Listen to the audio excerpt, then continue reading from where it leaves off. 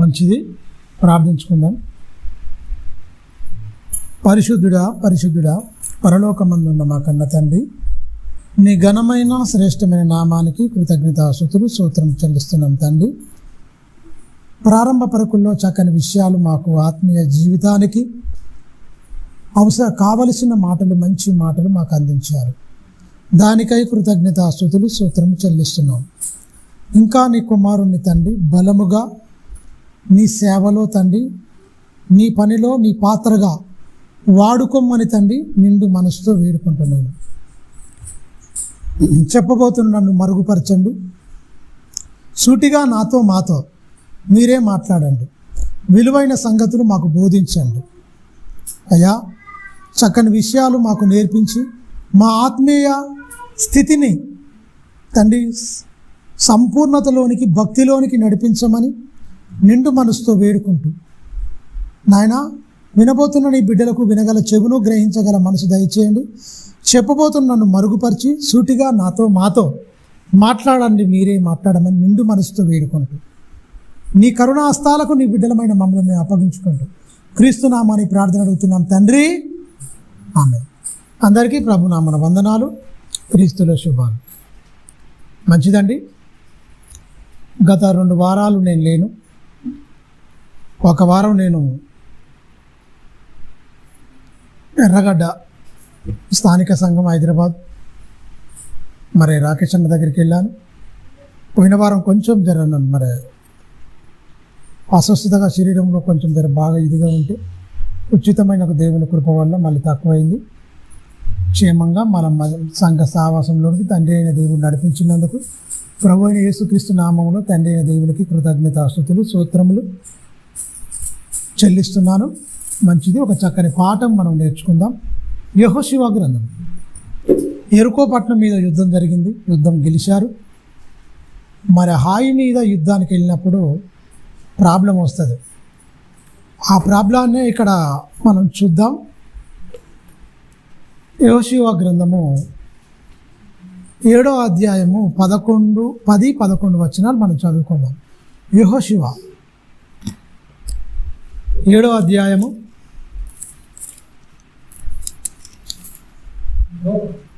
మీరు గమనించండి, 10-11 వచనాలు. యెహోషువతో ఇట్లా నేను లెమ్ము, నీవు ఏలా ఇక్కడ ముఖము నేల మోపుకుందువు. ఇశ్రాయేలు, మీరు గమనించండి, ఇశ్రాయేలు ఏం చేసిరట? ఇశ్రాయేలు పాపం చేసిరు. మోసే నాయకత్వం తర్వాత ఎవరికి వచ్చింది నాయకత్వం? యెహోషువకు వచ్చిందా? నడిపిస్తుండా? బ్రహ్మాండంగా నడిపిస్తుండు, గొప్పగా ఉన్నాడు. కానీ వీళ్ళు ఏం చేస్తారు? అరణ్యంలో ఈ ప్రాంతం నడుస్తుంటే వీళ్ళకి ఏం చేసిరు? పాపం చేస్తున్నట్టండి. కానానుకి ఇంకెళ్ళలే, కానానులో ఇంకా ప్రవేశించలే, మార్గ మధ్యంలో ఉన్నారు. ఐగుప్తు నుంచి వెళ్ళి కానానుకు ప్రయాణమై వెళ్ళిపోతురు. మార్గ మధ్యంలో వీళ్ళకి ఏమొచ్చింది? పాపం చేయాలన్న బుద్ధి పుట్టింది. దురాశ, పాపం భయంకరమైందండి ఇదంతా. పాపమును చేసి ఉన్నారు. నేను వారితో చేసిన నిబంధనను వారు మీరి ఉన్నారు. శపితమైన దాన్ని కొంచెము తీసుకొని దొంగిల్ని ఏం చేస్తున్నాడు? బొంకి తమ సామాగ్రిలో ఏం చేసి, తమ సామాన్లో ఏం చేసిరు? దాన్ని ఉంచుకుర్రు, దొంగిల్లిరు, బొంకిరాట. మనుషుల దగ్గర అంటే బొంకితే ఓకే, నిజమే కావచ్చు, మనిషిని నమ్మించగలం. దేవుని నమ్మించగలవా? దేవుని దగ్గర బొంకగలమా? అసలు దేవుని దగ్గర ఏమైనా చేయగలమా? మన బతుకులకు ఏం చేయలేం. ఇశ్రాయేలు ఎంత దేవుని శోధిస్తురు, లేకపోతే ఎంత దురాశపరులైరు, ఎంత పాపాత్ములు అయిపోతురు అంటే, ఆయన చాలా పరిశుద్ధుడు దేవుడు. ఇదంతా బైబిల్ మొత్తం రాసింది మొత్తం మనుషులకేనండి. మీరు ఎలా ఉండాలి, ఎలా ఉండకూడదు, నేను ఎలా ఉన్నా, ఇగో నా పోలికలో, నా ఛాయలో, నా పోలికలో మీరు మలచబడాలి. మలచబడిన మీరు నా బిడ్డలు, నాకు తగ్గట్టు మీరు బతకండి. నా స్వాస్యము, నా స్వకీయ జనం.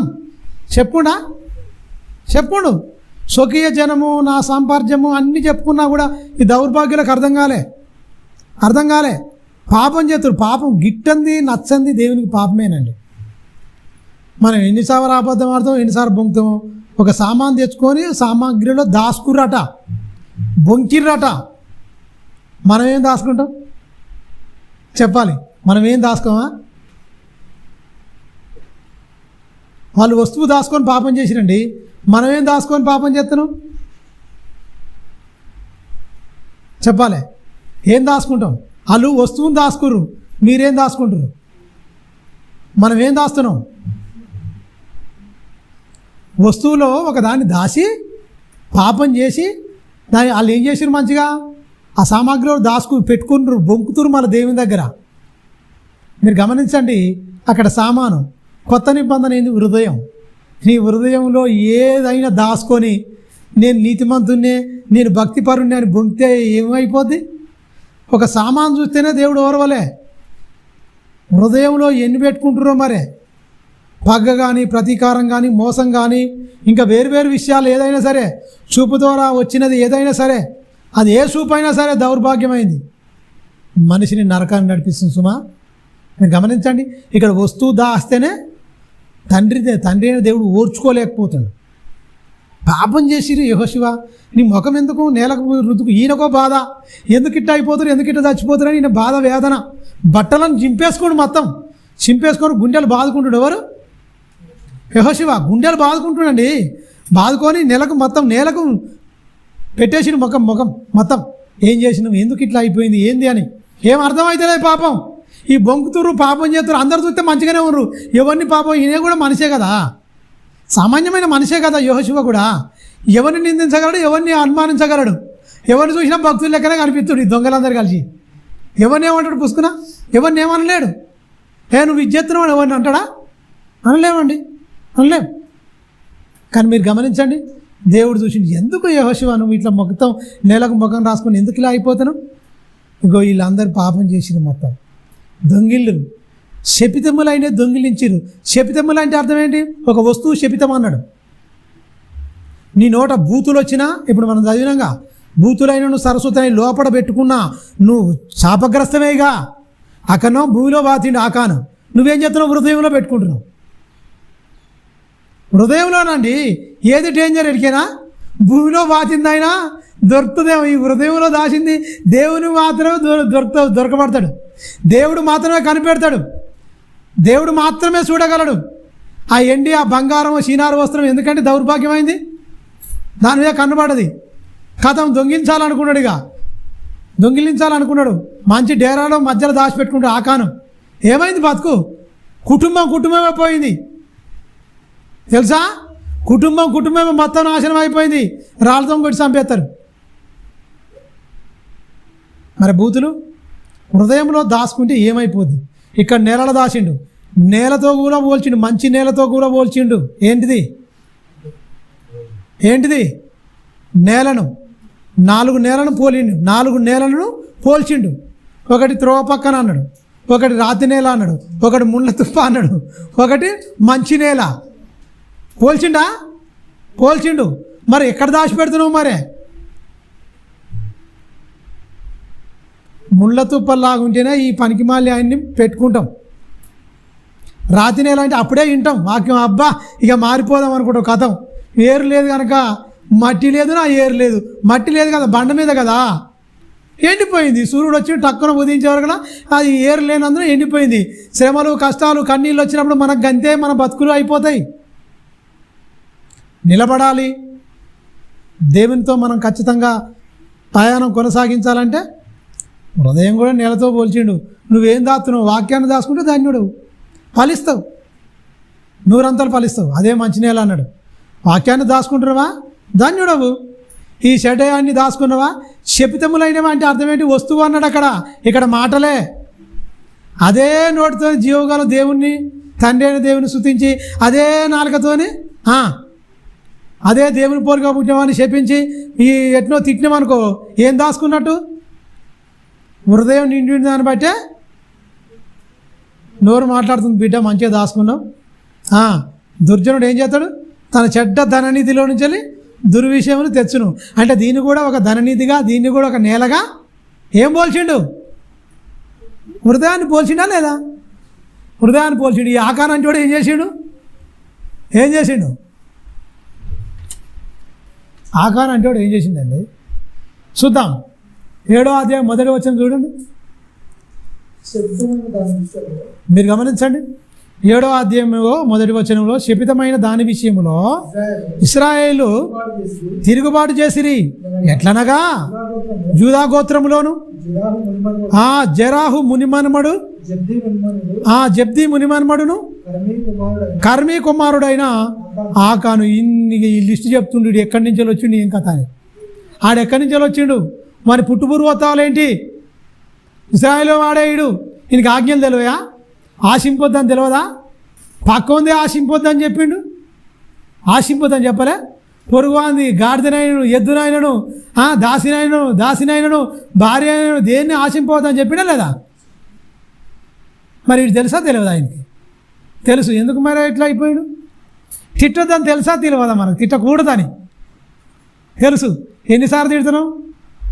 ఆయనకు దొంగతనం చేయొద్దురా, ఆశింపొద్దా అని తెలుసు. ఆకాను తెలుసు. తెలిసినా ఏమైపోయాడు? భ్రష్టుడు అయిపోయాడు. మరి మనకు ఎన్నో చెప్పిండు, బూతులొద్దు, సరస్వతులొద్దు, మంచిగా మాట్లాడుకోరి. బైబిల్ అంతా మాటల మీదనే ఉంటుంది. ఏం మాట్లాడాలి, ఏం కథ అని. అంతేనా కదా? వాడు వస్తువు దాచిపెట్టి భ్రష్టుడు అయిపోయింది. మనం మాటలు దాచిపెట్టి ఏమైపోతున్నాం? దుష్ట హృదయం అంటుండు దాన్నే. దుష్ట హృదయము, దుష్టుడు, దుష్టునికి జత పనివాడు అనడా లేదా? ఖచ్చితంగా బైబిల్లో అంటాడు కంపల్సరీ.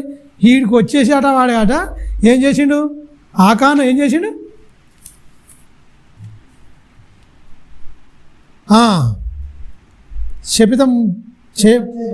శపితము చేయబడిన దానిలో కొంచెము తీసుకొని గనుక యెహోవా ఇశ్రాయేలు మీద చూడండి కోపించును. చూడండి, కోపించే వరకలు ఏమైపోయింది? యెహోషువ మీరు వెళ్ళి దేశమును వేగి చూడని చెప్పి బేతేలు తూర్పు దిక్కున బేతామేను దగ్గరున్న ఆయను పురమునకు. అంటే ఇక్కడ ఏమొచ్చింది? దీనికంటే ముందు ఏమొచ్చింది? 6వ అధ్యాయంలో ఎవరి మీద గెలిచిరు? వీళ్ళు ఎరుకో పట్టణం మీద గెలిచిరు. వీళ్ళేమో యుద్ధం చేయలే, మందసం ఎత్తుకొని తిరుగురు 7 మార్లు అన్నాడు. మీరు తిరగండి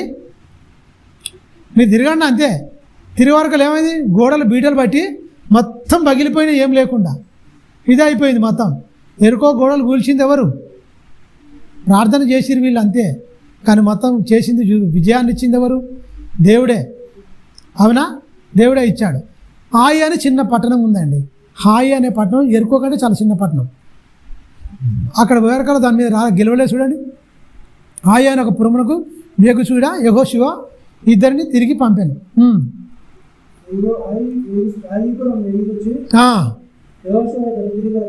యెహోషువ వద్దకు తిరిగి వచ్చి జనులందరినీ వెళ్ళలేకము 2,000-3,000 మంది చాలు వెళ్ళి ఆయన పట్టుకొని వచ్చింది. జనులందరినీ ఆయాసపడి అక్కడికి వెళ్ళనేలా 2,000-3,000 మంది తీసుకొని చాలు. ఇంతమంది లక్షల మంది ఎందుకు? జస్ట్ 2,000 మంది. అంతకు మిక్స్ అంటే 3,000 మంది మేము వెళ్ళిపోయాం అనుకో, కొట్టుకొని వచ్చేస్తాం అయిపోద్ది అంటారు. ఎవరితోని? యెహోషువతోని. ఎవరు? ఏగిలవారిని పంపిండు. యెహోషువ పంపితే ఇద్దరు వెళ్ళండి అన్నాడు. ఇదంతా మనం చదువుకునేటప్పుడు మనకి ఏమి అర్థం కావాలి? ఇద్దరు వెళ్ళిండు, ఒక పట్టణానికి వెళ్ళి ఈ పట్టణం గెలుచుకొని రావాలి, దాన్ని మొత్తం పట్టుకోవాలంటే ఏంటి? ఒక 2,000 మంది 3,000 మంది అయితే చాలు, ఇంతమంది ఎందుకయ్యా అంటుండు. నాయకత్వం ఎవరు? యెహోషువ నాయకత్వం. ఇప్పుడు నూతన నిబంధన నాయకత్వం ఎవరిది?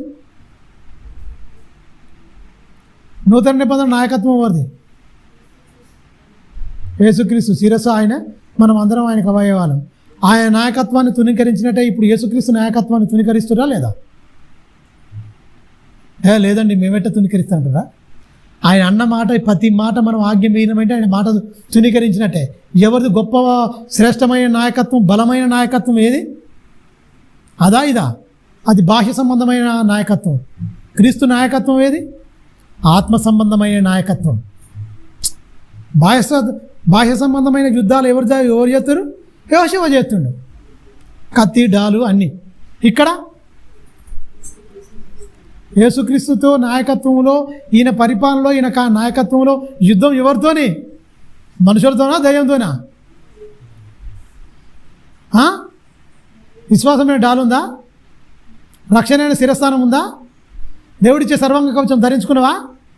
వీటితో పోరాడాలి. అప్పుడు ఈట, బల్యము, కత్తి ఇవన్నిటితో యెహోషువ నాయకత్వంలో పోరాటం, పటిమ, యోధులు. మరి ఇప్పుడు అప్పుడు పురుషులు మాత్రమే వెళ్ళిరు, ఇప్పుడు స్త్రీలు పురుషులు అందరూ యోధులే. అందరూ గెలవాలనా ఈ యుద్ధంలో? అందరా కొందరా? స్త్రీ పురుషులు అని భేదం ఉందా? అప్పుడు స్త్రీలు ఏమో యుద్ధం చేయలే. న్యాయాధిపతిగా ఉండి దేబోరా విషయం వేరు. ఆమె పోయి అక్కడ నిలబడితే వాళ్ళు యుద్ధం చేస్తారు సిసేరా మీద, అది వేరే. ఆ సందర్భం పక్కకు పెట్టండి. ఆమె నాయకత్వంలో అమ్మ పనిచేస్తా అంటాడు, నేను లేకపోతే పోలేను అంటాడు ఆయన. బారూకు వీళ్ళందరూ ఆయన ఈయన, మేము వెళ్ళలేము, నువ్వు వస్తే మేము వెళ్తాం అంటాడు. అక్కడ సిసేరా మీద యుద్ధం చేయడానికి దాన్ని పక్కకు పెట్టండి. ఆమె ఉంటుంది, ప్రార్థన చేస్తుంది, ఓకే. దెబోరా విషయంలో పక్కకు పెట్టండి, న్యాయాధిపతి కనుక. కొత్త నూతన నిబంధనలో స్త్రీ పురుషులను ఉందా? భేదం ఉందా? అందరూ క్రీస్తు యేసునందు నూతన పురుషునిగా సృష్టింపబడరా? లింగ భేదం లేదు నూతన నిబంధనలు. గమనించండి. మేము బలహీనులం అనొద్దు స్త్రీలు, పురుషులు మేము బలవంతులం అనొద్దు. నువ్వు బలమున్నా చేసేది, బలహీనులై చేసేది లేదు. అందరూ ఆత్మ సంబంధాలుగా ఒకరి మీదనే యుద్ధం. ఎవరి మీద? పట్టణం మీదనా?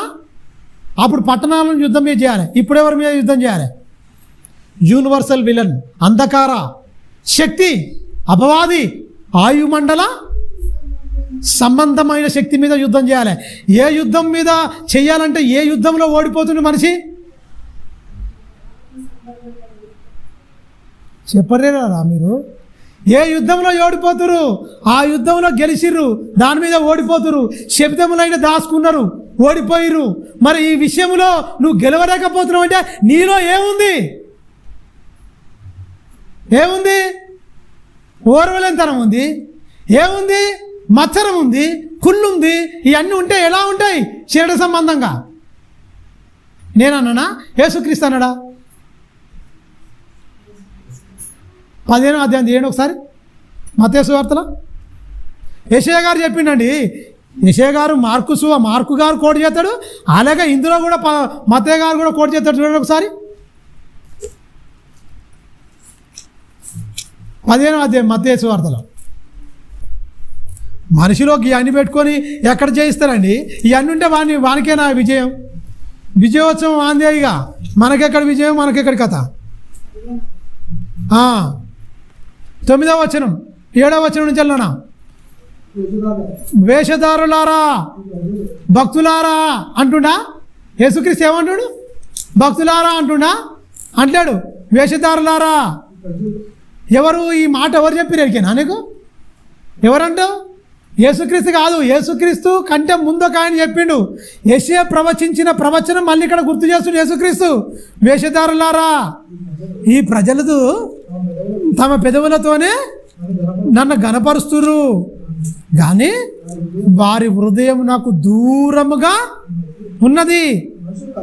మనుషులు కల్పించిన పద్ధతులు, దైవోపదేశములని బోధించుతూ వారు నన్ను వ్యర్థముగా ఆరాధిస్తున్నారు. వ్యర్థమైన భక్తి నాకెందుకు? వ్యర్థమైన భక్తికి నాకెందుకు? వ్యర్థమైన భక్తి ఎందుకు ఉంటుంది? వేషధారణ ఉంటే ఉంటుంది. అంతేనా కాదా? వేషధారులారా అన్నాడు. ఈ ప్రజల యొద్దకు వెళ్ళి చెప్పు. ఎవరు? క్రీస్తు పూర్వం 700 సంవత్సరాలు, 750 సంవత్సరాల క్రితమే ప్రవక్త అయిన యెషయా గారు, ఆమోజు కుమారుడైన యెషయా గారు ఉటంకించి చెప్తుండ్రు. ఎవరి గురించి? ఎవరి గురించి అండి? భక్తుల గురించా? ఇశ్రాయేలు గురించి. దేవుని స్వకీయ జనం యాకోబు నా సొంత జనం అన్నాడు. అవునా? నేను అబ్రహాము, ఇస్సాకు, యాకోబుల దేవుడని అనిపించుకున్నటకు ఏమాత్రం సిగ్గుపడను. వీరు నా పిల్లలు, అబ్రహాము నా స్నేహితుడు అన్నడా? చెప్పిండు. వాగ్దత్త పుత్రుడు ఎవరు? ఇస్సాకు. ఈయన ప్రార్థన చేస్తే ఇద్దరు వచ్చారు, డబల్ కమల్ పిల్లలు. ఎవరు? 40 ఏళ్ళ పెళ్ళి అయింది మన ఆయనకు. ఎవరికి?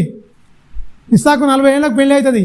సారమ్మ గారు చనిపోయిన తర్వాత 40 ఏళ్ళకు పెళ్ళి అయితే పెళ్ళి అయిన తర్వాత 20 ఏళ్ళ దాకా పిల్లలే ఉండరు.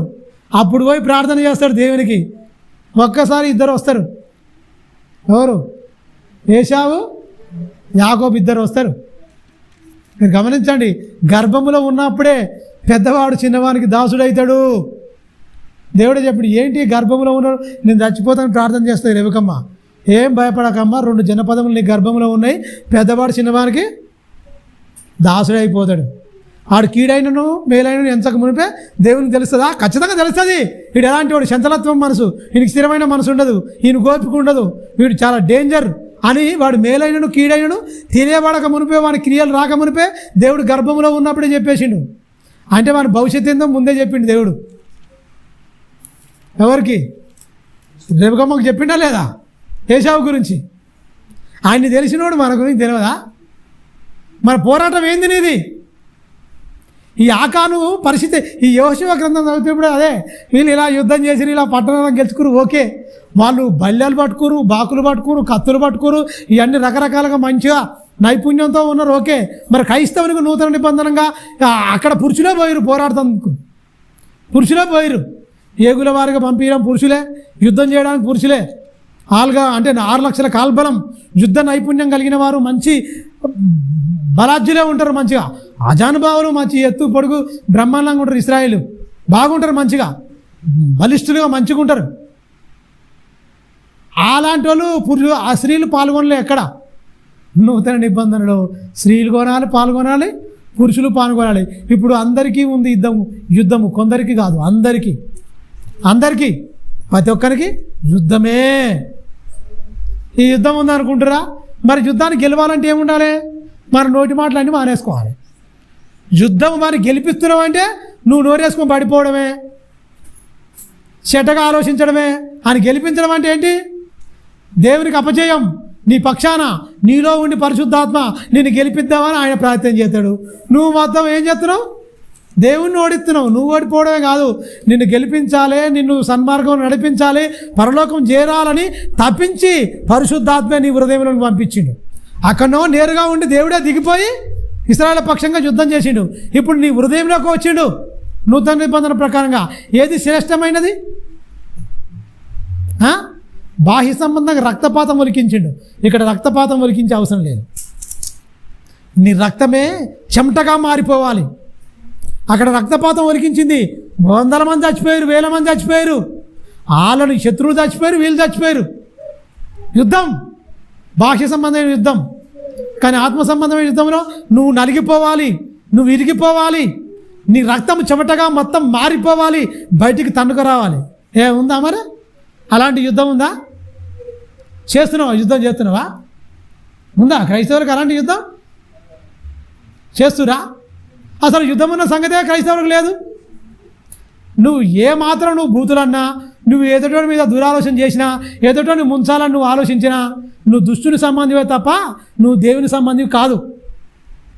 గమనించండి. ఎవరైనా ముంచాలో ఎవరినో ఏదో చేయాలి అని నువ్వు ఇలాంటి దురాలోచన కలిగి నువ్వు ఏమాత్రం ఉన్నా నువ్వు దుష్టుని సంబంధివే. నువ్వు దుష్టుని గెలిపిస్తున్నట్టు, దేవుణ్ణి ఓడిస్తున్నట్టు. అవునా కాదా? ఆత్మ సంబంధమైన యుద్ధం ప్రతి ఒక్కరికి ఉంది. అది ఆడలకు ఉంది, మగవాళ్ళకు ఉంది. శరీర సంబంధమైన యుద్ధం కేవలం మగవాళ్ళు మాత్రమే యుద్ధంలో పాల్గొన్నారు. కత్తి పట్టి రణరంగంలోకి దిగిపోయి చంపేసారు. గమనించారా? చంపేసారు. మీరు గమనించండి. ఇక్కడ ఏమంటాడు? ఏంట్రా మీరు ఇలా ఉన్నారు, పెదవులతోనే ఎందుకు ఇట్లా గనపరిచే? ఆరాధన మారిపోయింది ఏంది?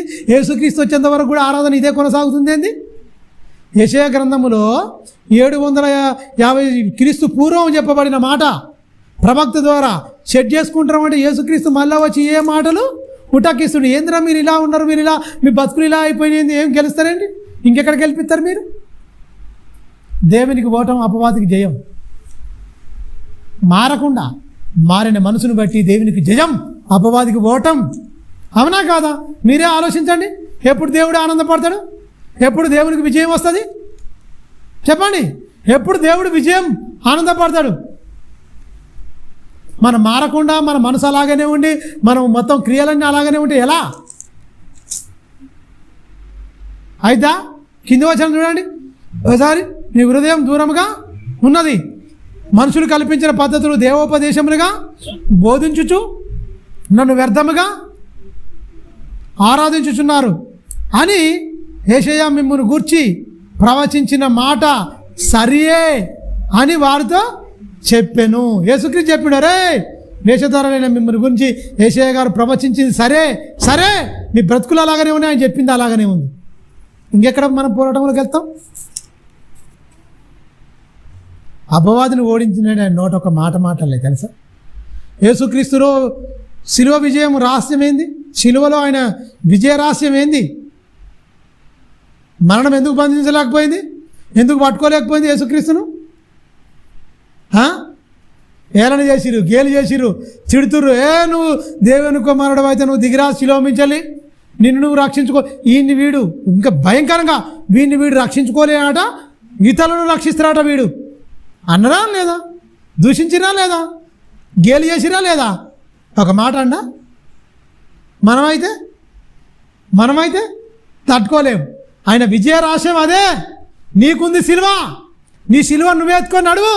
వాడు తిడతాడు, అవమానపరుస్తాడు, గేలి చేస్తాడు, ఖచ్చితంగా అది సిలువ మొయ్యాలి. ఖచ్చితంగా సిలువ మొయ్యి, తనంతా నీ సిలువ నువ్వే ఎత్తుకోవాలి, నా సిలువ నేను ఎత్తుకోవాలి. జబర్దస్త్ సిలువ వాడెత్తుకొని నన్ను వెంబడించాలన్నాడు. అంటే అర్థం ఏంటి? సిలువకు సాదృశ్యం ఏంటి? తిడతారు, ఉమ్మేస్తారు, అవమానపడతారు, గేలి చేస్తారు, అన్ని మాట్లాడతారు. సిలువ భరించు, సిలువను పక్కన పెడితే నువ్వు దుష్టుని సంబంధివే అవుతావు. అంతేనా కాదా? సిలువను పక్కన పెట్టినామంటే సిలువను పక్కన పెట్టినామంటే అర్థం ఏంటి? నోటికి పని చెప్పడం, చేతులకు పని చెప్పడం, కాళ్ళకు పని చెప్పడం, పరుగులు ఎత్తడం, ఇవన్నీ చేయడం, కళ్ళకు పని చెప్పడం, చెవులకు పని చెప్పడం. సిలువను మోసేవాడు చెవులు మోసుకుంటాడు, కళ్ళు మూసుకుంటాడు, నోరు మూసుకుంటాడు, కాళ్ళు అన్ని జాగ్రత్త చేసుకుంటాడు, ఏం ఉండదు. ఇక సిలువ మోసేవానికి ఏమో అన్ని అవయవాలు పనిచేసినా ఏం పని చేయకున్నట్టే ఉంటాడు. తెలుసా? సిలువలో యేసుక్రీస్తు విజయ రహస్యం. అన్ని పనిచేసినా ఏ ఒక్కరితో ఆయన ఒక్క మాట కూడా తిరిగి అనలే ఎవరిని. ముఖం ముంగట్టే తిట్టిండు మొత్తం. అన్నాడు, ఇతన్ని వీడిని వీడు రక్షించుకోలేని వీడు ఇతరులను వీడట రక్షిస్తాడట, ఇడట యూదుల రాజట. నువ్వు సిలువ మించాలి దిగి వస్తే మేము నమ్ముతాం. ఏంది మాటలు? ఏంది కఠినమైన మాటలు? దిగిరాలేగడా? దిగొస్తాడు ఖచ్చితంగా. కానీ ఏంటి దిగొస్తే ఏంటి? చచ్చిపోయి తిరిగి లేస్తేనే ఆయన గొప్ప. ఎందుకంటే మనందరి పాపం నుంచి విడిపించాలి, అపవాదిని ఓడించాలి, సిలువలో ఓడించాలి. నోరుంది మాట్లాడొద్దు, కళ్ళున్నది వాళ్ళ విషపు చూపులు నిలిపినా కూడా చూడకూడదు, చెవులున్నా కూడా మూసుకున్నాడు. ఏం వినలే, తెచ్చుకోలే మనసుకు. గమనించారా? రండి మళ్ళీ ఇక్కడికి వద్దాం. యెహోషువ గ్రంథానికి రండి. 20వ వచనం నుంచి చదువుకుందాం. మంచి మాటలు ఉంటాయి అక్కడ. 20వ వచనం. ఆకాను యెహోషువతో ఇశ్రాయేలు దేవుడు అగువైన యెహోవాకు విరోధముగా నేనేం చేసిన అంటున్నాడు? పాపం చేసి తిని. నిజమే, దోపుడు సొమ్ములో ఒక మంచి సినారు వస్త్రమును 200 తులముల వెండిని 50 తులముల బంగారి ఏమంటుడు తులముల ఎత్తుగల ఒక బంగారి కమ్మెని నేను చూచి అయిపోయింది. ఆశ దురాశ ఆశించి, కన్ను చూసింది అనుకో, ఈ కన్ను మంచిది కాదు, మీరు గమనించండి. అది ఏది చూస్తే అదే కావాలని కోరుకుంటుంది తెలుసా? ఆశించి ఏంతో చూసిండు? కన్నుతో చూసిండు. ఎవరి కోసం ఇది? భార్య పిల్లల కోసం, వాళ్ళ భవిష్యత్తు కోసం అనుకుండు. భవిష్యత్తు లేకుండా చేసింది. ఈ కన్ను ఏం చేసింది? భవిష్యత్తు కోసం అని ఆశపడ్డది. భూమి మీద భవిష్యత్తే లేకుండా చేసింది. అంతేనా కాదా? భవిష్యత్తు కోసం ఆలోచించిండు. 200 తులముల ఎండి, 50 తులముల ఎత్తుగల బంగారి కమ్మె, మంచి సీనారి వస్త్రం. ఎవరికండి ఇవన్నీ చూసాట, ఆశించిండట. ఆశిస్తే ఏమైపోయింది? మంచిగా డేరాలో పాతి పెట్టుకోండు.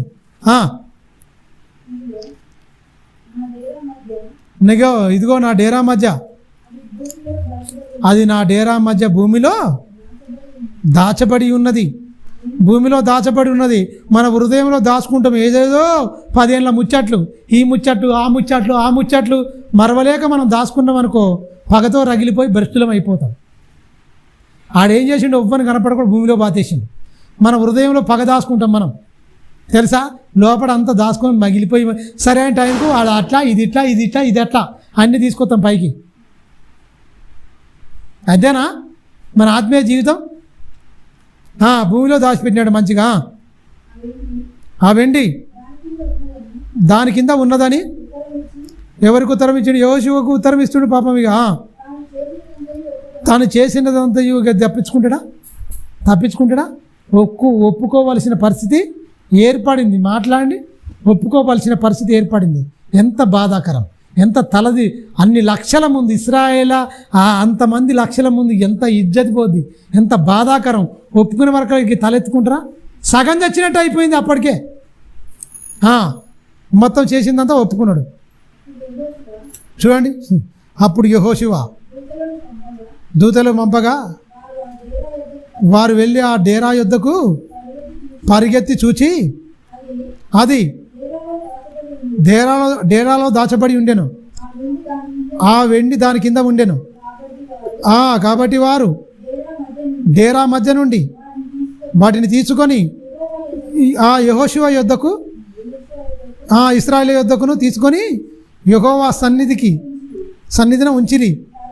తర్వాత యెహోషువయు ఇశ్రాయేలు అందరును జెరాగు కుమారుడైన ఆకానును ఆ వెండిని ఆ పై వస్త్రమును ఆ బంగారు కమ్మెను ఆ ఆకాను కుమారులను కుమార్తెలను ఎద్దులను గాడిదలను మందను డేరాను వానికి కలిగిన సమస్తమును పట్టుకొని ఆకోరు లోయలోనికి తీసుకొని వచ్చిరి.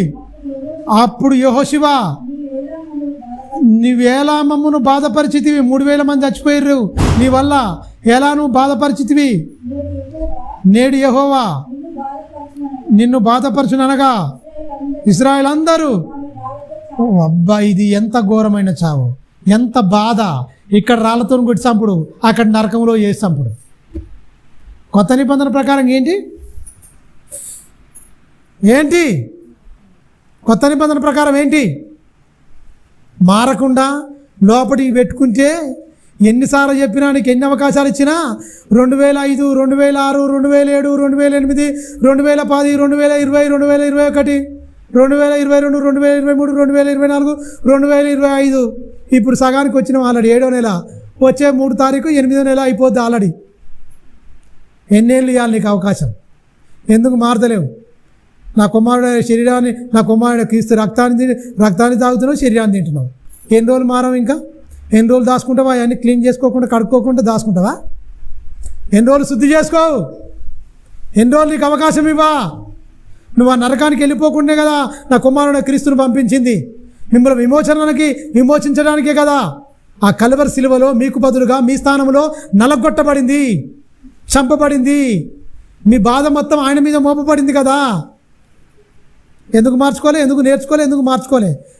భక్తుల జీవితాలకు మీ అందరికీ పాఠాలుగా ఉంచాను కదా. భక్తుల జీవితాలు మీ అందరికీ పాఠాలుగా ఉంచాను కదా. ఆ లోయలో పిల్లలు, కొడుకులు, కుమారులు, అతనుకున్న ఎద్దులు, గొర్రెలు, గాడిదలు అన్నీ మొత్తం టోటల్గా అన్నిటి చంపేశారు. శపితములైనవి ఎవరు ముట్టుకోవద్దు. శపితమైనవి ఎవరు ముట్టుకోవద్దు. బాగా మనసులో పెట్టుకోండి. పాపులు పరలోకం వెళ్తారా? నాలో పాపం ఉంటే పరలోకం వెళ్తానా? వెళ్తారా? అక్కడ ఏం చేసినా ఆ లోయలో ఏం చేసిరు? యెహోవా నిన్ను బాధపరచగా అనగా ఏం చేసిరు? అందరు రాళ్ళు పట్టుకొని మంచుకోరాయి కుప్ప. ఇక మనసు బొందబెట్టే అవసరం లేదు తెలుసా? ఇక రాళ్ళతోనే కుప్ప, బొందబెట్టే అవసరం లేదు. అన్ని లక్షల మందాలు మనిషికో రాయి పట్టుకుంటే చాలు, కుప్ప అంతే. ఇక మనిషి కనపడాడు. మట్టి తీసి గొయ్యి తీసి కప్పెట్టుడు అవసరం లేదు, రాళ్ళ కుప్పే.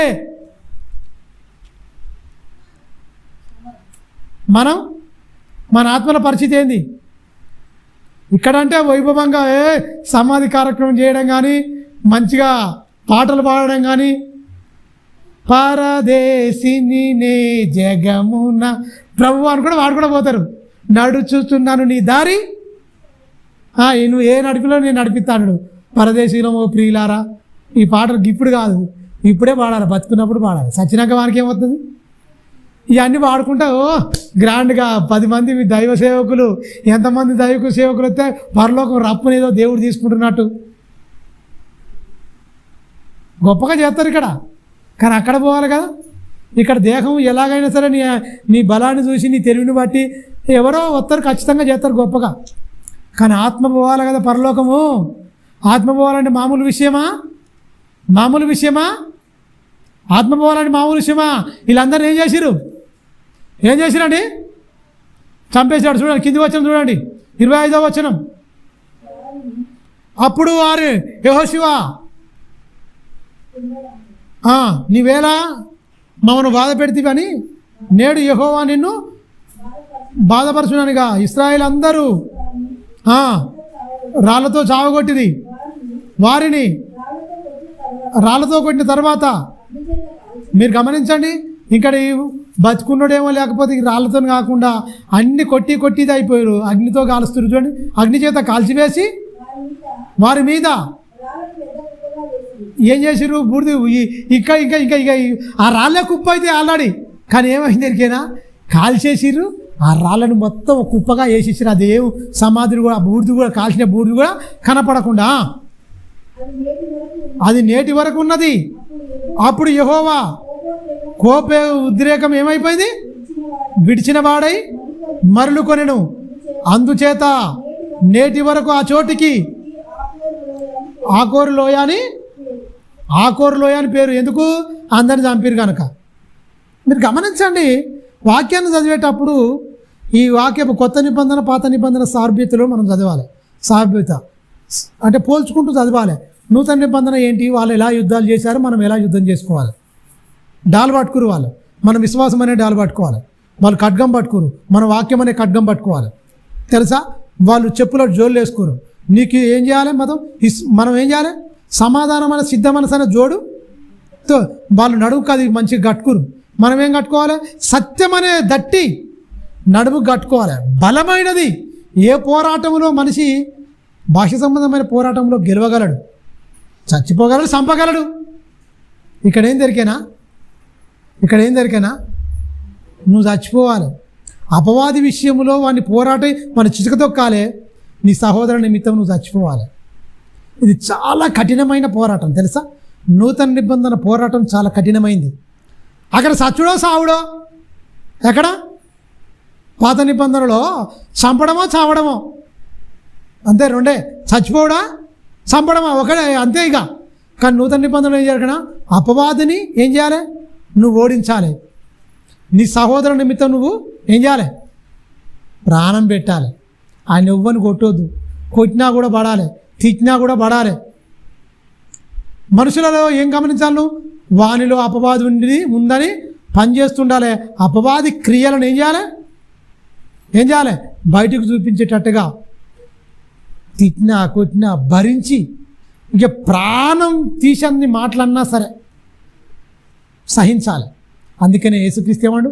మీ నిమిత్తం నేను ప్రాణం పెట్టాను కనుక మీ సహోదరు నిమిత్తం మీరు ప్రాణం పెట్టే బద్దులై ఉన్నారంటే అర్థం ఏంటి? ప్రాణం తీసే మాటలు అంటారు దుర్మార్గులు.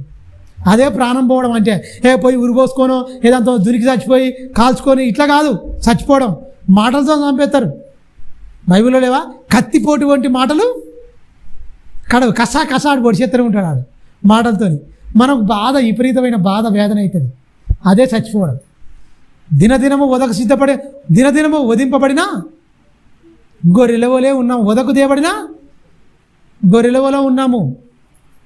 వదకు సిద్ధమైన గొర్రెలలో ఉన్నాము. దినదినము వధింపబడుతున్నామని పౌలు గారు ఎందుకన్నాడు? వధ ఎవరికి? ఆడవాళ్ళకు, మగవాళ్ళైనా, స్త్రీ పురుషుడు అని లేదు ఇక్కడ. ఎవరికి ఉండే బాధ అనుకుంటే వధ. దినం వధింపబడుతూనే ఉంటావు. దేవుని కోసం నువ్వు గెలవాలి. దేవుడు పెట్టిన పరీక్షలో నువ్వు గెలవాలి, నువ్వు ఓడించాలి, నువ్వు గెలవాలి. ఈ రెండింటి సారూప్యత అర్థమైందా? యెహోషువ యుద్ధం, యెరికో మీద గొప్ప విజయం. హాయి మీద ఏమైపోయింది?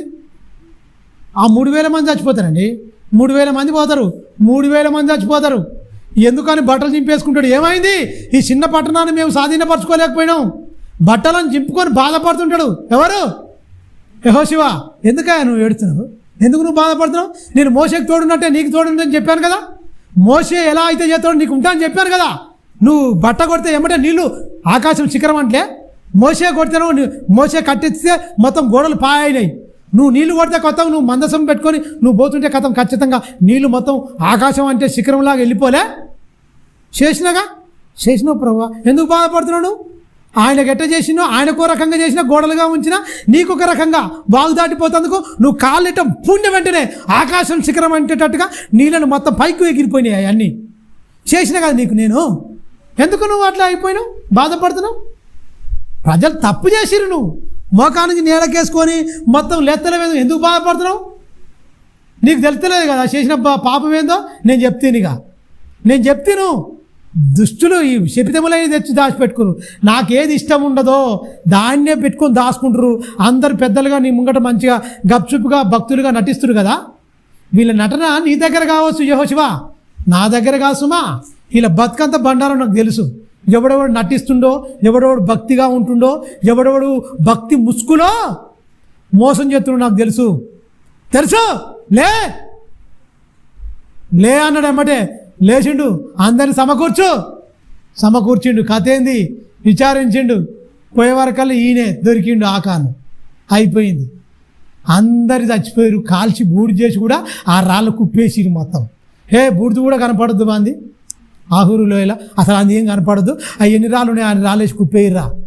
నేటి వరకు అలా ఉండాలి. ఎందుకంటే వాడు శపితమై దాసుకురు. ఆయన కుటుంబమే మొత్తం శపింపబడింది. అర్థమైందా? మనం ఇలా ఉండి, మనం శాపగ్రస్తంగా ఉండి, మనం మోసపూరితంగా ఉంటే మనకేమవుతుంది?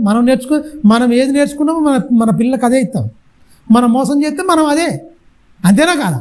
మనం అబద్ధం ఆడి మోసం చేసి మనం ఇది చేద్దాం, అది చేద్దాం, దాచుకుందాం.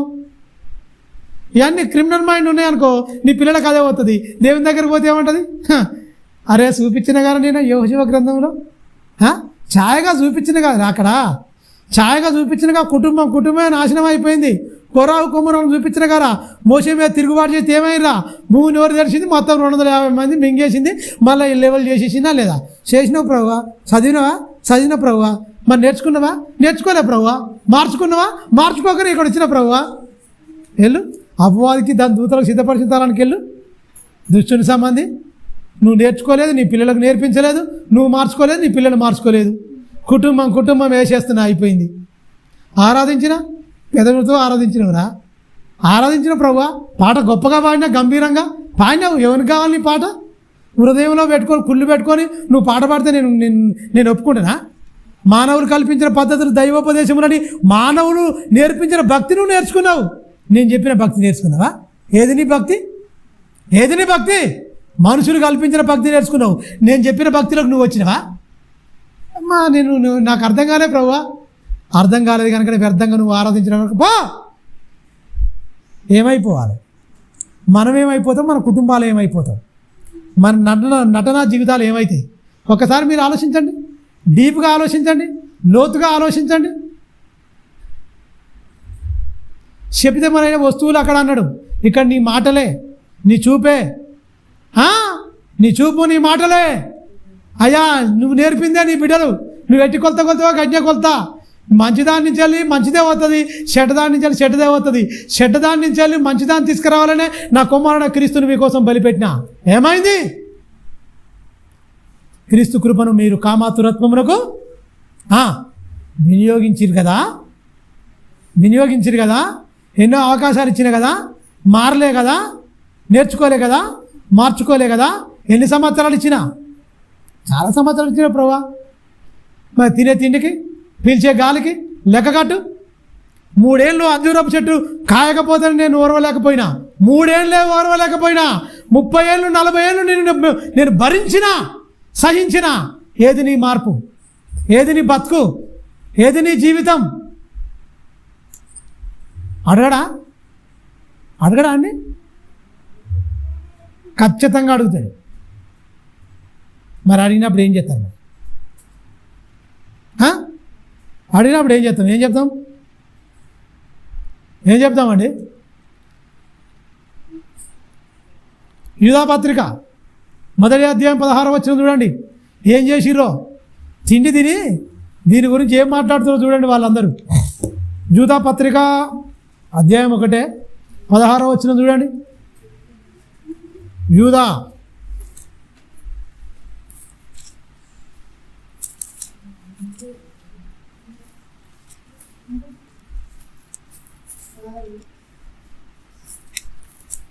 యూదాపత్రిక మీరు గమనించండి 16వ వచనం. వారు తమ దురాశల చొప్పున నడుచుకొనుచు లాభము నిమిత్తము మనుషులను కొనియాడుచు సనుగువారును తమ గతిని గూర్చి నిందించువారునై ఉన్నారు. తమ గతిని గూర్చి నిందించువారునై ఉన్నారు. వారు నోరు ఏమైపోతాడా? డంబమైన మాటలను అయిపోయి నాకు ఇంతుంది, నాకు అంతుంది, నాకు అంతుంది, నాకు ఏమని కావాలి? నీకెంతుంటే నాకేంది? డంబమైన మాటలు ఏంది? ఎదుటోడిని సులకన చేయడం, ఎదుటోడిని చీప్గా చూడడం, నీకేముందని చెప్పడం, నాకు ఇంతుందని చెప్పడం. డంబం మాటలు ఎందుకు? డాంబికులు దేవుని సన్నిధిలో నిలుతారా? చెప్పాలి. డాంబికులు దేవుని సన్నిధిలో నిలుతారా? నిలవరు, నరకానికి వెళ్ళిపోతారు. ఇక్కడ ఏం చేస్తారా ఈ దౌర్భాగ్యులు? వారు తమ దురాశల చొప్పున నడుచుకొనుచు లాభము నిమిత్తము మనుషులను కొనియాడుచు సనుకునుచు తమ గతిని గూర్చుచు నిందించువారునై వారి నోరు డంబమైన మాటలను పలుకును. డంబము మాటలు అంటే అర్థం ఏంటి? ఎదుటోళ్ళని చీప్గా చూడడం, చీప్గా మాట్లాడడం, ఎదుటి వాళ్ళ గురించి తక్కువగా మాట్లాడడం. నువ్వేమైనా పెడుతున్నావు వాళ్ళకు? నువ్వేమైనా చేస్తున్నావు? ఎదుటోడిని ఎందుకనాలా? నీకేం పని? ఆడిట్లా ఈడిట్లా నీకేం పని? నీకు అవసరం లేదు కదా. నీది నువ్వు చూసుకో ఫస్ట్. నేను ఇప్పుడు దరిద్రుడు నువ్వు నిందిస్తున్నావంటే నీ సృష్టికర్తను నిందిస్తున్నట్టే అంటాడు. దరిద్రుడు నువ్వు నిందించినమనుకో, ఒరే మీరు నన్నే నిందిస్తున్నట్టాడు. వాని సృష్టికర్తను నిందించువారు అంటాడు. అంటే అర్థమే నీకెందుకు? ఆడెటువంటి నీకేంది? నీకేం పని? అంటే డాంబికులు వాళ్ళ గర్భం బట్టి మాట్లాడతారట, నడుచుకుంటారట. ఖచ్చితంగా ఆ నోరు మొత్తం తెరిస్తే డంబం మాటలే. డంబం అంటే ఏంటి? ఏతుల మాటలు అంటారు. లేనిపోని అని లేకున్నా కూడా ఉన్నది కొంచెము పెద్దగా చేసుకొని చెప్పుకోవడం అన్నమాట. డాంబికులు అని అర్థం. తెలుసా? దురాశలు చొప్పున ఈడవబడి కుటుంబమే పోయింది. అక్కడ కుటుంబం పోయింది. ఇక లేనిపోని ఎచ్చులకు పోతే మనకేమైపోద్ది? అయిపోద్ది. ఏముండదు, పోద్ది అంటుండే ఖచ్చితంగా. ఒకసారి చూడండి తిమోతికి రాసిన పత్రిక 2వ తిమోతి 3వ అధ్యాయము. ఇక్కడ హృదయంలో ఏం పెట్టుకుంటారో వాళ్ళు చూద్దాం. ఇక్కడ భక్తుడు అంటుండు చూడండి. అంటే పేతురుగా తిమోతికి తన ఆత్మీయ కుమారుడికి 2వ లేఖను రాస్తూ ఒక మాట అంటుండు చూడండి. 3వ అధ్యాయము 3వ వచనం నుంచి 4-5 వచనాలు.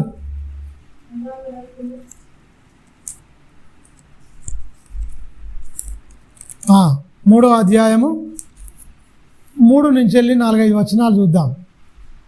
3వ నుంచి అనురాగ రహితులు అంటే అనురాగం అంటే సొంతోళ్ళను కూడా తిడతారన్నమాట. వానికి ఏముందిరా, సొంతోళ్ళే. అన్నదమ్ములు కొంచెం ఒకడు మంచిగా కలిమి విస్తరించి మంచిగా ఉండనుకో, పేదవాడు ఉండనుకో. అనురాగ రైతులు అంటే అనురాగం ఉన్నవాడు, అనురాగ రైతులు అంటే వాని తునీకరిస్తాడు అన్నమాట. రక్త సంబంధే. వీని ధనాన్ని చూసుకొని అతిశయపడతాడు, పక్కోని తునీకరిస్తాడు.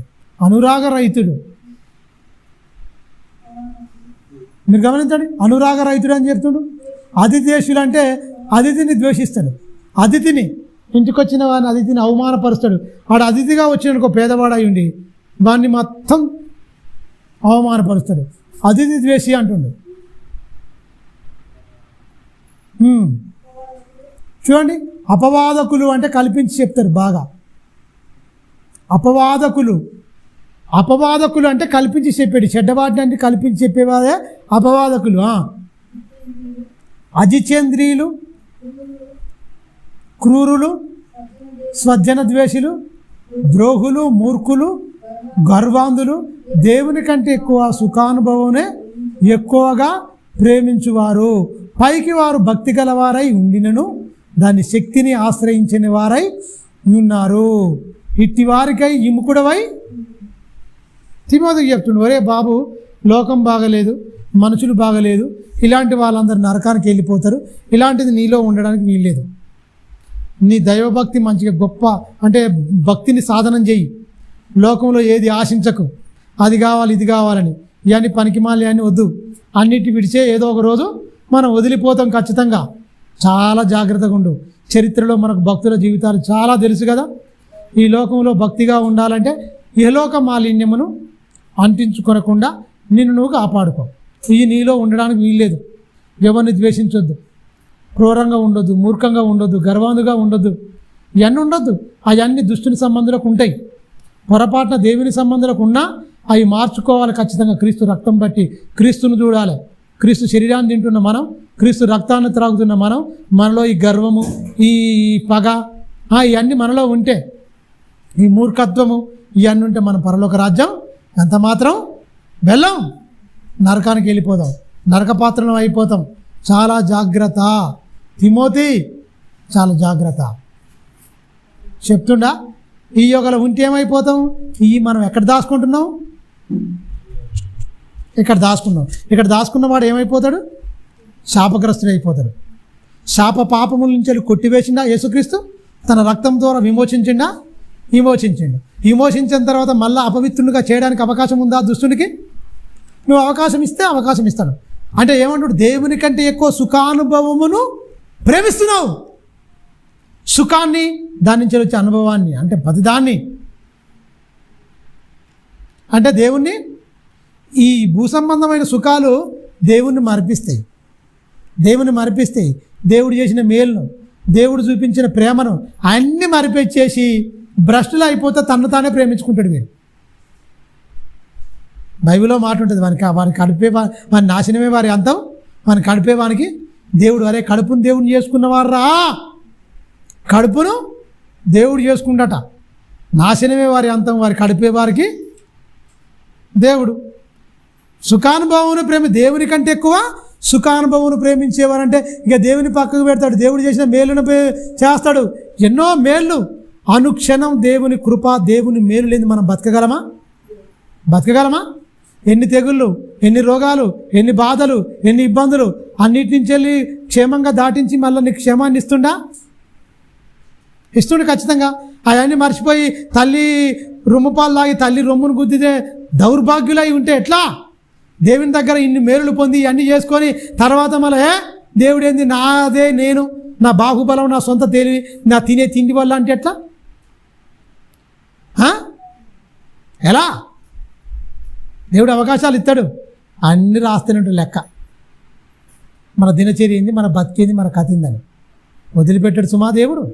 ఖచ్చితంగా కృతజ్ఞత కలిగి బతకాలి. ఆయన పాదాల దగ్గర దీన మనసు కలిగి బతకాలి. నువ్వు తప్ప నాకేందయ్యా, నువ్వు ఉంచితే నేను ఉంటా, నువ్వు అంటే పోతా, అంతే. ఏమన్నా ఉందా? నీకు కూడా గ్యారెంటీ ఇవ్వగలడా? ఎవరన్నా నీకు నీ డబ్బులు కోట్లు ఆపుతాయా, ఇల్లు ఆపుతుందా, కార్లా, బంగ్లాలా, ఆస్తులా, పాస్తులా, బంధువర్గమా? ఎవడు నిన్ను ఆపుతాడు? మందులా, డాక్టర్లా? ఏది? దేవుడే వద్దు అనుకుంటే కథం అయిపోయినట్టేనే.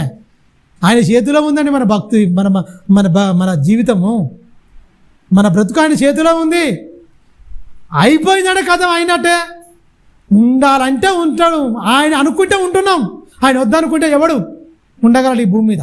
ఆలోచించండి ఒకసారి. అలాంటి దేవుని దగ్గర ఉంటున్నాం. అందుకని ఒక మాట అన్నాడు, జీవం గల దేవుని చేతుల్లో పడుట బహుభయంకరం. ఆయన చేతులు నీడ కింద ఉండాలి మనం.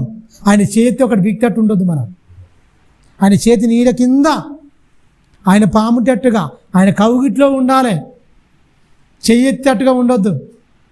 భక్తి, విశ్వాసము, నిరీక్షణ మంచిగా కలబోసుకొని ఉండాలి. ఎంతకాలం ఉంటుంది ఇక్కడ? ఏది నాది? ఏదన్నా మనతో వస్తుందా? ఏదన్నా తీసుకుపోతామా? మనదంటే ఏమైనా ఉందా లోకంలో? దాన్నే గొప్ప భక్తుడు చెప్పిండు కదండి, దిగంబరుగా వచ్చిన నువ్వు దిగంబరుగానే వెళ్ళిపోవాలి, పూచుక పుల్లైన చేత పట్టుకపోడు, త్రాసు మీద ధూళి వంటిదిరా నీ బతుకు అన్నాడు. త్రాసు మీద ధూళి, ఎత్తలేని నీటి వంటిదిరా, ఏం ఎత్తావు నీ బతుకంతా, ఏం చేయలేవు చెప్పిండా? చెప్పిండు. విన్నామా? విన్నావు. మరి ఎంతవరకు నేర్చుకున్నాం, ఎంతవరకు మార్చుకున్నాం? ఈ మనలో ఉండొద్దు.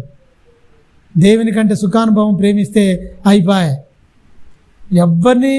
దేవుణ్ణి ప్రేమించండి, ఫస్ట్ స్థానం దేవునికి, అంతే. ఆయనే ఇక, తర్వాత అందరూ. భార్యనిచ్చింది ఆయనే, పిల్లల్ని ఇచ్చింది ఆయనే, తల్లిదండ్రులను ఇచ్చింది ఆయనే, ఈ బంధువర్గాలను ఇచ్చింది మొత్తం ఆయనే.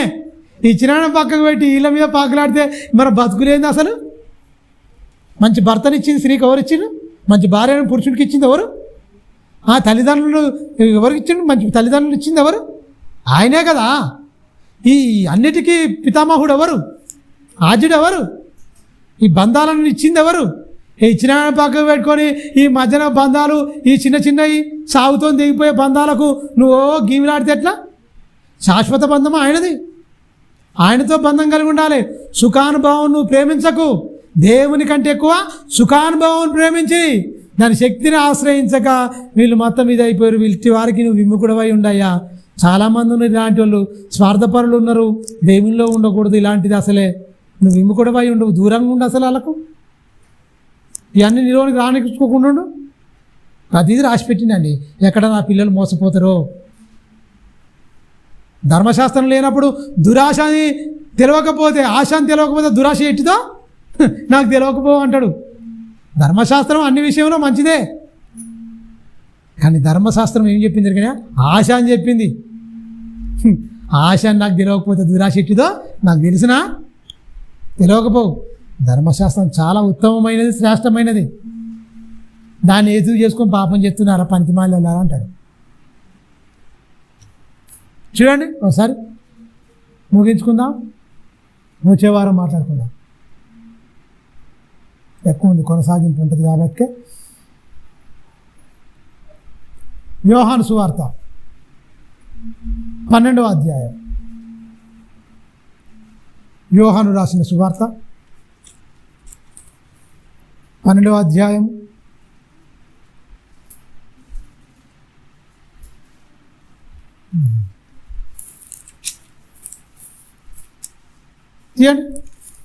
4-5 వచనాలు, 4-5-6 వచనాలు చూద్దాం. 12వ అధ్యాయం యోహాను సువార్త 12వ అధ్యాయం 4-6 వచనాలు. మీరు గమనించండి, ఈ సందర్భం అంతా ఇస్కరియోతు యూదా గురించి ఉంటుంది. చాలా జాగ్రత్తగా మనం చదువుదాం. ఇందులో మనం ఏ జాబితాలో ఉన్నాం, మనకి పశ్చాత్తాపం, ఏడుపు, బాధ, మస్తు బాధపడతాడు. ఇస్కరియోతు యూదా మోసగాడు ద్రోహి అంటున్నాడు. మనం ఎంత ద్రోహునో ఇక్కడ తెలిసిపోద్ది. నేను ఇప్పి చెప్తా దీన్ని మొత్తం వాక్యాన్ని మంచిగా విడమర్చి చెప్తా. మనం యోధా కంటే ఎంత ప్రమాదకారులమో, ఎలాంటి స్థితి ఉందో, వాడు బెటరా మనం బెటరా అని ఇక్కడ తేల్చేస్తా వాక్యం ద్వారా.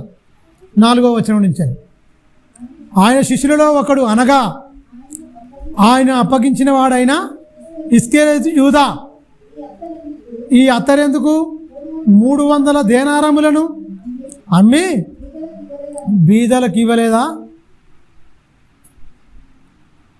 వాడు ఇలాగూ చెప్పినది బీదల మీద శ్రద్ధ కలిగి కాదు, కానీ వాడు దొంగవాడై ఉండి తన దగ్గర డబ్బు సంచి ఉన్నందున అందులో వేయబడినది దొంగిలుతూ వచ్చాను గనుక వాడు అలాగూ చెప్పాను.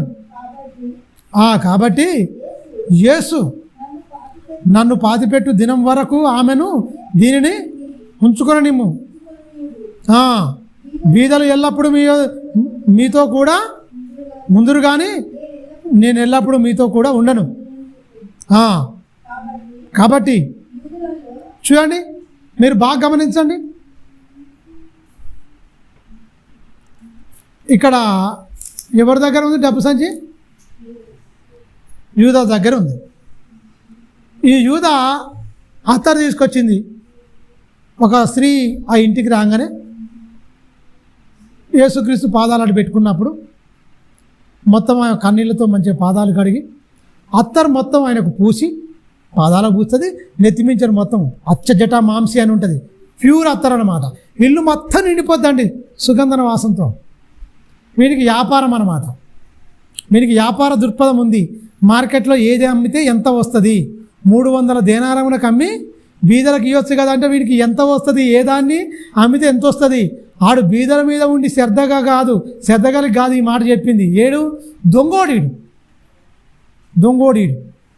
దొంగవాడు అయి ఉండి దొంగిలించుకుంటూ వస్తున్నాడు చెప్పాడని ఇక్కడ ఈ మాట చెప్పింది. మత్తయి సువార్త 21వ అధ్యాయానికి వెళ్తే దీని అసలు క్యారెక్టర్ తెలుస్తుంది. అసలు ఇక్కడ ఇలా చెప్పిండు, బీదలు ఎల్లప్పుడు మీతోనే ఉంటారు, నేను ఎల్లప్పటికీ నేను మీతో ఉన్నాను కదా, నా భూస్థాపిత నిమిత్తం వరకు ఆమెను అక్కడ దాన్ని ఉంచుకోనిమ్ము. ఆమె ఒక మంచి కార్యం చేసింది, ఎక్కడైతే ఈ సువార్త ప్రకటింపబడుతుందో అక్కడ ఆమె ప్రశంసింపబడుతుంది అని కూడా చెప్తారు. ఎక్కడైతే ఈ సువార్త ప్రకటింపబడుతుందో అక్కడ ఆమె కొనియాడబడుతుంది, ప్రశంసింపబడుతుంది అని యేసు ఒక గొప్ప స్టేట్మెంట్ ఇస్తాడు. మత్తయి సువార్త గ్రంథం ఒక మాట ముగించుకుందాం. 21వ అధ్యాయం, మత్తయి సువార్త 21వ అధ్యాయం. మత్తయిలో శిలువ యాగంలో పని అక్కడికి వెళ్తున్న సందర్భం చాలా జాగ్రత్తగా చూస్తే అక్కడ ఉంటుంది చూడండి.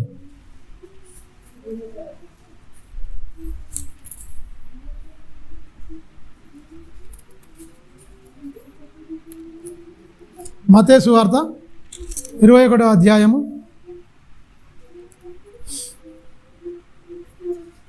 9వ వచనం చూడండి.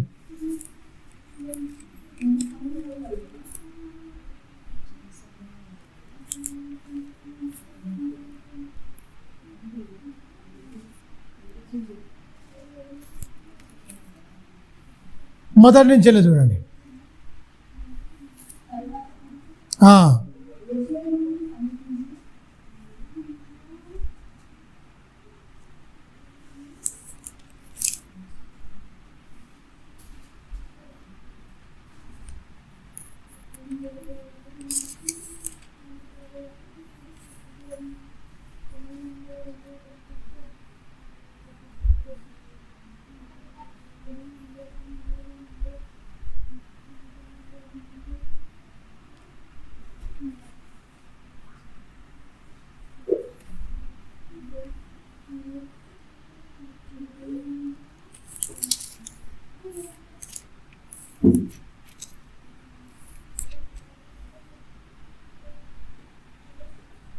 ఇరవై 27 క్షమించండి.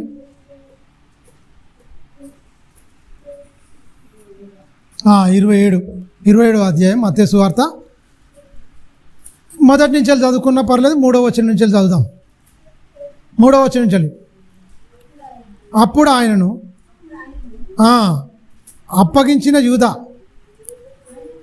ఆయనకు శిక్ష విధింపబడుచుండగా, బాగా గమనించండి, శిక్ష విధింపబడుచుండగా చూచి పశ్చాత్తాపడి ఆ 30 వెండి నాణెములు ప్రధాన యాజకుల యొద్దకు పెద్దల యొద్దకును మరలా తీసుకొని వచ్చి, నేను నిరపరాధి రక్తమును అప్పగించి పాపం చేసి తిని అని చెప్పాను.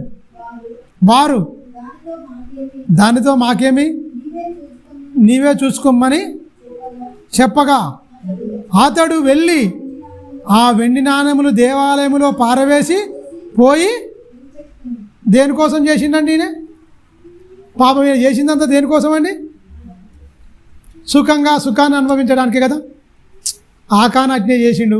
చీనారు వస్త్రము 200 తులములు ఎండి 50 తులముల ఎత్తు బంగారు కమ్మే చీనారు వస్త్రం ఏం తెచ్చుకుంటుగా పాపం ఎవరు? ఆకాను.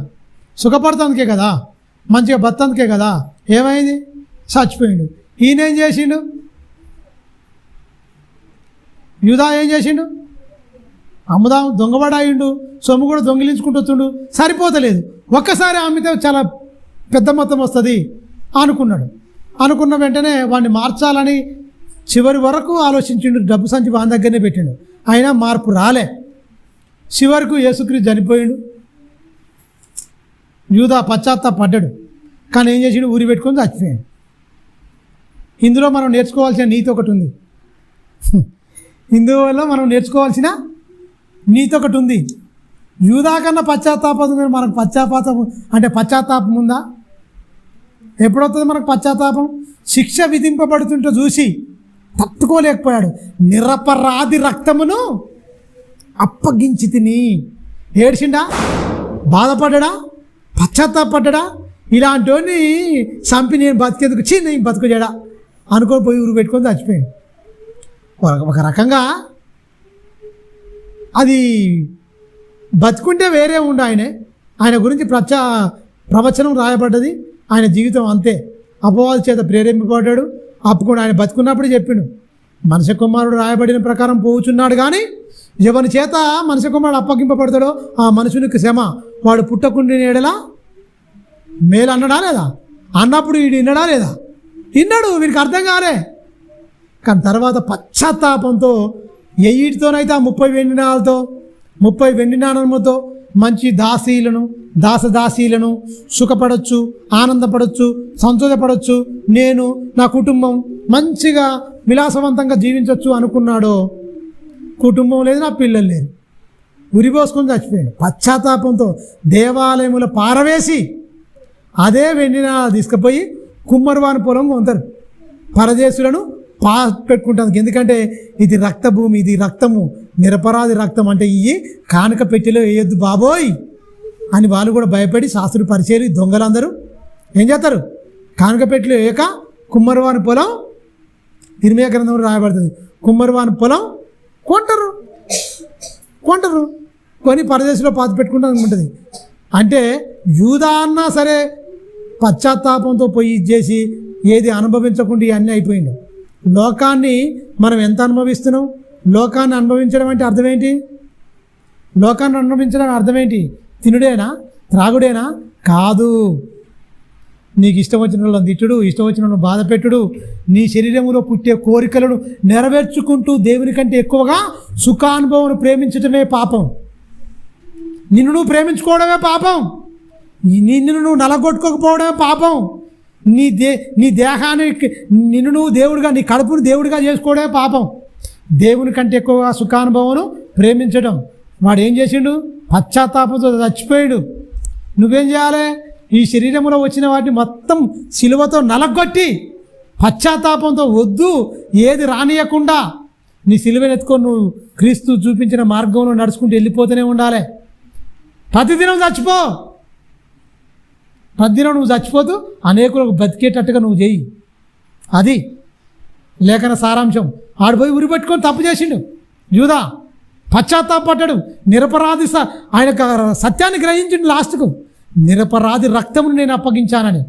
అదే నిరపరాధి నీ పక్షమున నా పక్షమున చచ్చిపోయినట్టున్నావు. ప్రతిరోజు వారం తాగుతున్నావు, ప్రతిరోజు శరీరాన్ని తింటున్నావు, ప్రతిరోజు రక్తం తాగుతున్నావు. ఏది నీ మార్పు? ఏది నీ మార్పు? నా మార్పు. ఎవరు ద్రోహులు? యూదానా? యూదా కంటే ప్రమాదకారులు మనమా? అలా ఆ యూదానా? యూదాలో పశ్చాత్తాపం పుట్టింది. యేసు శరీరం తినలే, యేసు రక్తం తాగలే, ఆదివారం తింటున్నా తాగుతున్నాం. మనకు అవకాశం ఉంది, మనకు అవకాశం లేదు. పశ్చాత్తాప పురుకులపై ఉరిపెట్టుకొని చచ్చిపోయాడు. నడిమికి బద్దలై పేగులు బయటకు వచ్చినాయని ఉంటుంది. చదివేటప్పుడు ఒళ్ళు గగ్గురు పొడుస్తుంది. నడిమికి బద్దలై పేగులు బయటకు వచ్చినాయని ఉంటుంది. ఉరిపోసుకొని చచ్చిపోతే ఎత్తైన కొండబెట్టు మీదకి వెళ్ళిపోయాడు. ఉరిపోసుకుండు తెగిపోయింది, తాడు తెగిపోయింది, తక్కువ పడిపోయాడు. నడిమికి బద్దలై పేగులు బయటకు వచ్చాను అని ఉంది. ఇక్కడ మనం ఏంటి? చచ్చిపోయి నరకములో ఆత్మ మలమల మాడిపోది. ఏంటి అసలు? ఏం ఆలోచిస్తున్నాం మనం? ఆలోచించండి ఒకసారి. వాక్యాన్ని ఖచ్చితంగా బాగా అర్థం చేసుకోవాలి. పాత నిబంధన అట్లయింది, అది మొత్తం పాత నిబంధన మొత్తం ఏం దొరికినా కొత్త నిబంధనకు అది ఛాయ అయితే ఇది నిజస్వరూపం. అది ఛాయ, బొమ్మ, నెగిటివ్ ఉంటుంది. రీల్ ఉండేది అప్పుడు, ఫోటో దింపగానే. ఇప్పుడు టక్కుని దింపగానే వచ్చేది, కానీ కనపడకుండా కనిపించదు బొమ్మ. దాన్ని కడిగేది, అప్పుడు పిక్చర్ కనిపించేది. అది ఛాయ. నిజస్వరూపం రా, క్రీస్తులో చూసుకో. ఆయన ఎంత కష్టపడ్డాడు, ఏం కథ. నువ్వు కాపాడాలి ఖచ్చితంగా. నీ నోటు కంట్రోల్ చేసుకోవాలి, నీ కన్నుని కంట్రోల్ చేసుకోవాలి, అన్నీ మూసుకోవాలి అంతే. నోరు, చెవు, కళ్ళు. పాపాన్ని ఎందుకు చూడాలి? పాపం మాటలు ఎందుకు మాట్లాడాలి? ఎందుకు దురాలోచన హృదయానికి అపవాదికి ఎందుకు చోటు ఇవ్వాలి? ఎందుకు దాచుకోవాలి ఈ పనికి మాలిన చెత్తంతా? మరి దాచుకొనే మొత్తం కుటుంబం మొత్తం నాశనం అయిపోయింది, కాల్చబడింది, రాళ్ళతో కుప్పగూడేసిరు మొత్తం. నేటి వరకు ఉందని చెప్తుండు. యూదా చచ్చిపోయిండు, మన కళ్ళ ముంగటే బద్దలైపోయిండు అని చెప్పిండు. ఆశించిండు మొత్తం, నిరపరాధి చంపాను నేను బతకడానికి అనర్హుడిని అనుకున్నాడు. మన గురించి నా స్థానంలో బలైపోయిండు. ప్రతి దినం నువ్వు క్రీస్తుని ఆనందపడుతున్నావా, సిలువేసి చంపుతున్నావా? సిలువేసి చంపుతున్నాడు ఆయన. వాడు యూదుడు ఒక్కసారి సిలువేస్తే క్రైస్తవుడా ప్రతి దినం నువ్వు సిలువేస్తున్నావు అని చెప్పిండు. ఎబ్రీ పత్రిక చెప్పలేదా 6వ అధ్యాయంలో? ప్రతి దినం సిలువేస్తున్నారు మీరు అన్నాడు. మరి ఎవరు, యూదా బెస్టా మనం బెస్టా? తలలోంచుకోండి. వచ్చే వారం ఇంకా మంచి మాటలు విందాం.